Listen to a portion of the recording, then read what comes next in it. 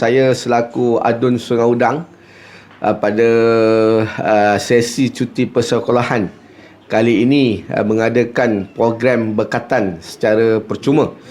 Bermula pada hari Jumaat yang lepas di salah sebuah surau di dalam Dun Sungai Udang, kita membuat kenduri doa selamat dan juga upacara mandian air bomba untuk anak-anak yang dikatankan secara percuma, dan bermula pada hari semalam, hari Sabtu dan hari Ahad, proses ataupun upacara sunat ini dijalankan di klinik milik saya, Klinik Prima. Jadi pada kali ini adalah siri ketiga sebenarnya. Ianya bukan kali pertama. Saya telah menjalankan program sunat secara percuma ini sebanyak 3 kali. Dan ini adalah siri yang ketiga, dan pada kali ini ianya melibatkan hampir 100 anak-anak keseluruhan daripada Dun Sungai Udang. Dan bukan daripada Dun Sungai Udang saja. Saya difahamkan ada juga yang datang daripada Tanjung Bidara, ada juga yang datang daripada luar dari Dun Sungai Udang dan menyertai program sunat pada kali ini.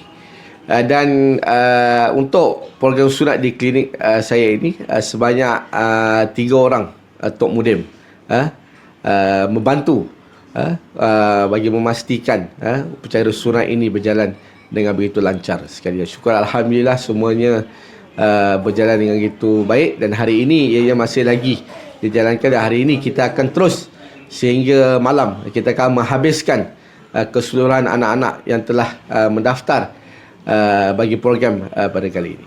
Itu biasa.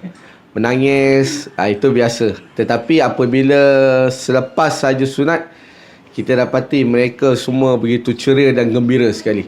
Dan saya update ibu bapa selepas sunat, minta ibu bapa hantar gambar anak-anak mereka di rumah, dan keadaan anak di rumah sangat baik sekali, tenang, happy, ada yang tidur lena dan sebagainya. Alhamdulillah.